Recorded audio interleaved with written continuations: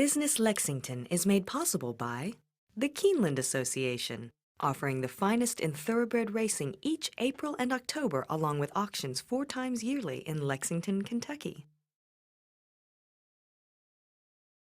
By the law firm of Bowles Rice. By Smiley Pete Publishing, Lexington's community media company at smileypete.com.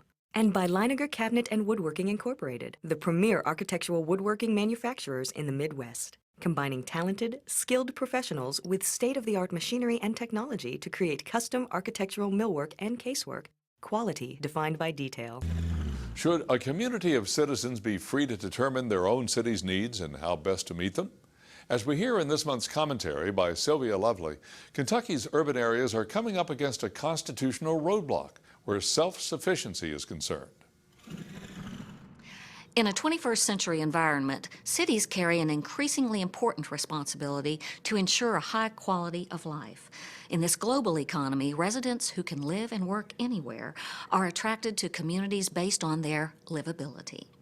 It's up to city officials and local leaders to make sure that diverse services and amenities are provided, that the community is safe, the water comes on, fires are put out, garbage is picked up, the occasional parade goes down Main Street, and outdoor cafes abound. Given that responsibility, local governments should be in a position to determine the best way to address the needs of their citizens. But currently, the Kentucky Constitution strictly limits the ways local governments can raise general revenue to an insurance premium tax, an occupational license fee, and a property tax to pay for all of the services that citizens want and demand. In many cities, these tax options are maxed out, unpopular, and are not flexible enough to fit unique situations. The antiquated restrictions have been in effect for more than 100 years, leaving cities to struggle with growth and aging infrastructures while coming up with their own revenue solutions. For Kentucky to progress, we need a constitutional amendment that gives cities and citizens the flexibility to decide locally how to pay for the projects and programs that are needed. Needs can be defined broadly as economic development, education, tourism, the arts and cultural attractions, and transportation initiatives. Local governments could pursue their own priorities while also allowing citizens a direct role to determine appropriate projects and programs. Kentucky is one of only 13 states that severely limits the ability of local communities to raise revenue. In Oklahoma City, for example, local business leaders led the charge to convince voters to choose to implement a temporary 1-cent sales tax.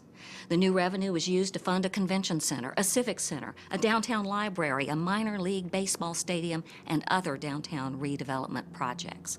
This was so successful that last March, voters overwhelmingly chose to maintain this tax to pay for upgrades to their sports arena. How can we make this happen in Kentucky? It will take leadership. Changing the Constitution is not easy, but if we are to progress, local business and community leaders must drive the charge for a constitutional amendment that will allow local governments to serve the specific needs of their citizens. There is a new age dawning, and for Kentucky to be a part of that, we must act soon. For Business Lexington and the Kentucky League of Cities, I'm Sylvia Lovely. Thank you, Sylvia. You can learn more about these stories and many others in the pages of Business Lexington online at bizlex.com. Thanks for joining us. We'll be back in September with more on business and the economy of Central Kentucky.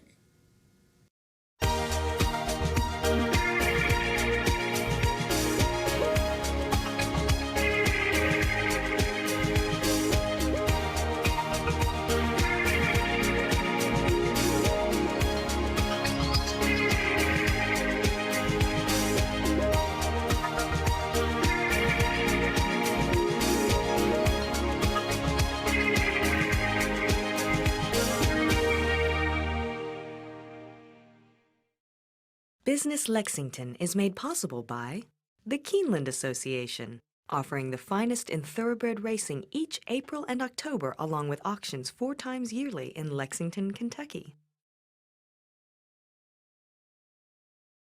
By the law firm of Bowles Rice. by Smiley Pete Publishing, Lexington's community media company at smileypete.com. And by Leiniger Cabinet and Woodworking Incorporated, the premier architectural woodworking manufacturers in the Midwest, combining talented, skilled professionals with state-of-the-art machinery and technology to create custom architectural millwork and casework, quality defined by detail.